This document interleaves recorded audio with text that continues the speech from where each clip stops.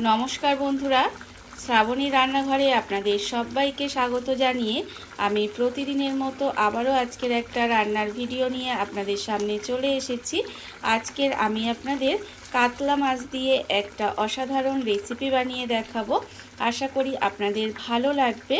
তার জন্য কিন্তু আমার পুরো ভিডিওটা আপনাদের দেখতে হবে। আর দেখা শুরু করার আগে একটা লাইক দেবেন, সুন্দর একটা কমেন্ট করবেন আর শেয়ার করতে ভুলবেন না। তাহলে চলুন আজকের আমি এই কাতলা মাছ দিয়ে কি বানাচ্ছি সেটা আপনারা একবার দেখে নিন। রান্নাটা করার জন্য প্রথমে আমি এখানে দেখুন 4 পিস মাছ নিয়ে নিয়েছি।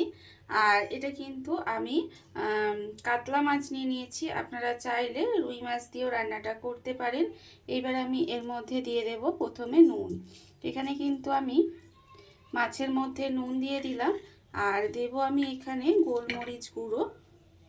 এখানে কিন্তু অল্প সামান্য একটু গোলমরিচের গুঁড়ো দেব। নুন আর গোলমরিচ দিয়ে এটা কিন্তু মাছের মধ্যে খুব ভালোভাবে মাখিয়ে নেব। এটা কিন্তু প্রথমে খুব ভালোভাবে মাখিয়ে নিতে হবে। আর আমি প্রতিদিনের মতো আপনাদের একটা কথাই বলবো যে প্লিজ আমার ভিডিওটা আপনারা টেনে টেনে দেখবেন না, পুরো ভিডিওটা দেখুন। আশা করি আপনাদের ভালো লাগবে। দেখুন মাছের মধ্যে কিন্তু খুব ভালোভাবে এইভাবে হাত দিয়ে দিয়ে কিন্তু নুন আর গোলমরিচটা প্রথমে খুব ভালোভাবে মাখিয়ে নেব। এটা কিন্তু এইভাবে ভালো করে মাখিয়ে নিতে হবে। আর দেখুন অন্যদিকে আমি গ্যাসটা অন করে একটা কড়া বসিয়ে দিয়েছি। এইবারে আমি কড়ার মধ্যে দিয়ে দিচ্ছি সর্ষের তেল। এখানে কিন্তু আমি রান্নাটা সর্ষের তেলে করছি, তবে আপনারা চাইলে এটা সাদা তেলেও করতে পারেন। এবারে দেখুন তেলটা কিন্তু খুব ভালোভাবে একটু গরম হতে দেব। তেল কিন্তু আমার এখানে খুব ভালোভাবে প্রথমে গরম করে নিতে হবে। তেলটা আমার এখানে খুব ভালোভাবে গরম হয়ে গেছে। তেল কিন্তু আমি এখানে সুন্দর করে গরম করে নিয়েছি। এইবারে এর মধ্যে দিয়ে দেব প্রথমে একটু নুন, অল্প সামান্য একটু নুন দিয়ে দিলাম। এই নুনটা দিলে কি হয়, মাছ যখন ভাজবেন তখন কিন্তু কড়াই লেগে যায় না। এবারে নুনটা খুব ভালোভাবে মিশিয়ে নিয়েছি। মিশিয়ে নেওয়ার ফলে আমি কিন্তু এর মধ্যে মাছগুলোকে দিয়ে দেব। মাছগুলো কিন্তু এইভাবে আমি দিয়ে উল্টিয়ে পাল্টিয়ে একটু হালকা করে মাছগুলোকে ভেজে নেব। খুব বেশি কিন্তু লাল করে মাছগুলো ভাজবো না। উল্টিয়ে পাল্টিয়ে মাছটাকে প্রথমে একটু হালকা করে ভেজে নিতে হবে। আর এখানে যতক্ষণে মাছটা ভাজছি ততক্ষণ দেখুন অন্যদিকে একটা মশলা রেডি করে নেব। তার জন্য নিয়েছি মিক্সির জারটা। মিক্সির জারের মধ্যে প্রথমে দিয়ে দেব কয়েকটা রসুন। আমি এখানে ছাড়িয়ে নিয়েছি, আর সেই রসুন কটা কিন্তু এখানে দিয়ে দিলাম। আর দেব এখানে পেঁয়াজ। এখানে একটা পেঁয়াজকে, মাঝারি সাইজের পেঁয়াজকে একটু কুচি কুচি করে নিয়েছি, সেই পেঁয়াজটাও কিন্তু এর মধ্যে দিয়ে দিলাম। আর দেব আমি এখানে কাঁচা লঙ্কা। এখানে কিন্তু ঝালের জন্য আমি এখানে 3টে কাঁচা লঙ্কা এভাবে ভেঙে ভেঙে দিয়ে দিচ্ছি। আপনারা কতটা ঝাল খাবেন সেটা বুঝে কিন্তু লঙ্কাটা ব্যবহার করবেন। আর দিলাম অল্প সামান্য একটু কটা কাজু বাদাম। এইবারে আমি এর মধ্যে দিয়ে দেব 1 মুঠো মতো ধনেপাতা। দিয়ে এর মধ্যে অল্প সামান্য একটু জল দিয়ে মশলাটা রেডি করে নেব। মশলাটা আমার এখানে রেডি হয়ে গেছে। মশলা আমি এখানে রেডি করে নিয়েছি।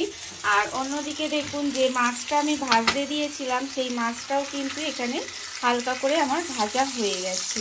এইবারে আমি মাছটাকে এইভাবে একটু উল্টিয়ে পাল্টিয়ে ভালো করে নিয়ে তারপরে কিন্তু মাছটাকে আমি একটু তুলে রেখে দেব। মাছটা কিন্তু আলাদা করে তুলে রেখে দিতে হবে। আমার চ্যানেলের নতুন বন্ধু পুরনো বন্ধু সবাইকেই বলছি আমার তরফ থেকে অনেক অনেক ভালোবাসা। নতুন বন্ধুদের বলবো যদি আমার চ্যানেলটা সাবস্ক্রাইব করেন তাহলে পাশে থাকা বেল বাটনটা অবশ্যই প্রেস করে দেবেন, যাতে আমি যখনই কোনো নিত্য নতুন ভিডিও আপলোড করব সবার প্রথমে আপনাদের কাছে নোটিফিকেশান চলে যাবে এবং আপনারা আপনাদের সময় মতো ভিডিওটা দেখে নিতে পারবেন। আর পুরনো বন্ধুদের বলবো এইভাবে আমার পাশে থাকার জন্য, আমাকে এগিয়ে যেতে সাহায্য করার জন্য আপনাদের অসংখ্য অসংখ্য ধন্যবাদ। দেখুন আপনারা তো অনেক রকমভাবে মাছের রেসিপি খেয়েছেন, বা আমিও আপনাদের অনেক রকম মাছের রেসিপি মানে কাতলা মাছ দিয়ে অনেক রকম রেসিপি বানিয়ে দেখিয়েছি। একবার এইভাবে আমি আজকে যেভাবে মাছটা বানাচ্ছি সেইভাবে আপনারা একদিন বানিয়ে দেখবেন, খেতে কিন্তু ভীষণই সুন্দর হয়। দেখুন মাছটা আমি এখানে সমস্ত মাছটা তুলে নিয়েছি ভেজে। এইবারে আমি এই তেলের মধ্যেই রান্নাটা করব। প্রথমে দিয়ে দেব দেখুন অল্প সামান্য একটু সর্ষে ফোড়ন দিচ্ছি। এখানে সাদা সর্ষে আর কালো সর্ষে মেশানো আছে, সেই সর্ষেটা কিন্তু আমি এখানে অল্প একটু ফোড়নে দিয়ে দিলাম। এইবারে ফোড়নটা কিন্তু একটু ভেজে নিতে হবে। দেখুন ফোড়নটা কিন্তু এখানে সুন্দর করে ভেজে নেব। যখন দেখবেন এটা ভাজা হয়ে গেছে তখন আমি এর মধ্যে দিয়ে দেব এই যে আমি যে মশলাটা রেডি করে রেখেছিলাম, সেই মশলাটা কিন্তু এর মধ্যে দিয়ে দিতে হবে। পুরো মশলাটা কিন্তু এর মধ্যে দিয়ে দেব। আমি সমস্ত মশলাগুলো তেলের মধ্যে দিয়ে দিয়েছি। দেখুন এইবারে কিন্তু এই তেলের মধ্যে মশলাটা দিয়ে খুব ভালোভাবে কষিয়ে নেব, যাতে মশলার যে একটা কাঁচা গন্ধ থাকে সেটা চলে যায়। এইভাবে কিন্তু মশলাটা সুন্দর করে কষিয়ে নিতে হবে। মশলাটা কিন্তু আমি এখানে একটু সময় এইভাবে কষিয়ে নিয়েছি, আর এর ফলে দেখুন এই যে কাঁচা গন্ধটা সেটা কিন্তু চলে গেছে।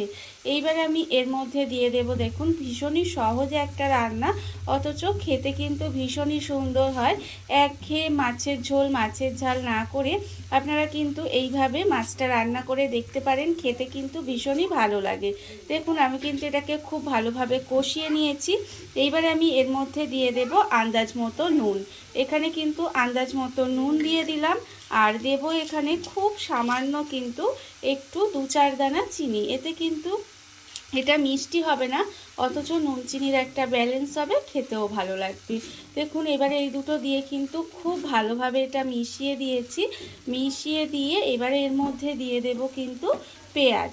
এখানে কয়েকটা পেঁয়াজ আমি এইভাবে কেটে রেখেছি, সেই পেঁয়াজের টুকরোগুলোও কিন্তু এইভাবে দিয়ে দিলাম।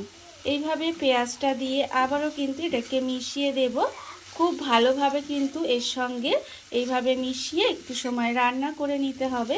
দেখুন এর সঙ্গে কিন্তু এটা কিন্তু খুব বেশি ভাজা যাবে না, এই মশলার সঙ্গে দিয়ে কিন্তু এইভাবে একটু সময় কষিয়ে নিতে হবে। আর যখন দেখবেন এটা খুব ভালোভাবে কষানো হয়ে গেছে সুন্দর করে, তখন কিন্তু আমি এর মধ্যে দিয়ে দেব জল। এখানে কিন্তু মিক্সির মধ্যে অনেকটা মশলা ছিল, সেই মশলাটাই আমি ধুয়ে জলটা এর মধ্যে দিয়ে দিলাম। দেখুন এখানে কিন্তু বেশ কিছুটা জল এর মধ্যে দিয়ে দিয়েছি। দিয়ে এবার এটা মিশিয়ে দেব। মিশিয়ে দিয়ে গ্রেভিটাকে কিন্তু একটু সময় ফুটতে দিতে হবে। খেতে যে কি সুন্দর হয় সেটা তো আপনারা না বানিয়ে খেলে বুঝতেই পারবেন না। দেখুন কালারটা কত সুন্দর এসেছে। এবার এটাকে ঢাকা দিয়ে দেব। ঢাকা দিয়ে এইভাবে কিন্তু গ্রেভিটাকে একটু ফুটতে দিতে হবে। ঢাকা দিয়ে আমি বেশ কিছুক্ষণ এইভাবে রান্না হতে দিয়েছিলাম। এর ফলে দেখুন গ্রেভিটা কিন্তু একদম সুন্দর করে ফুটে গেছে।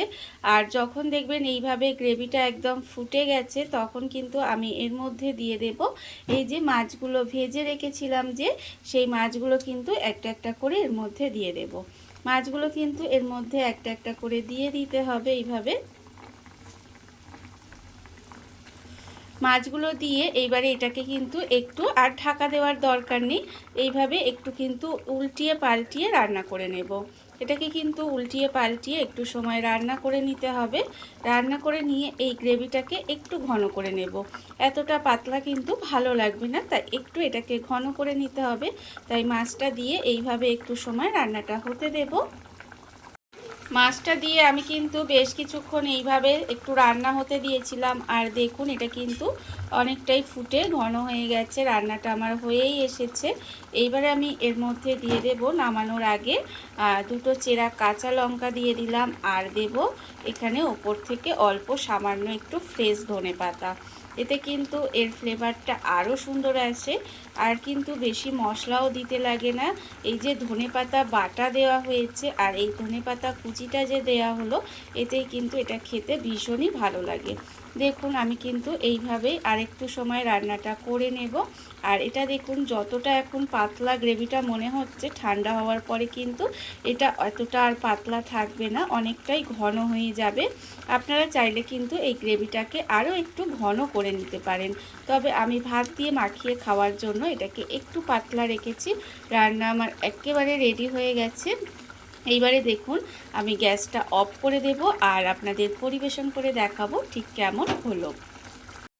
দেখুন বন্ধুরা, বাড়িতে থাকা কত অল্প উপকরণে কত অল্প সময় কত সুন্দর একটা কাতলা মাছের রেসিপি তৈরি হয়ে গেছে, আপনারা দেখতেই পেলেন। আর এটা কিন্তু খেতে অসম্ভব সুন্দর হয়। এইভাবে আপনারাও একদিন হলেও বাড়িতে বানিয়ে দেখতে পারেন।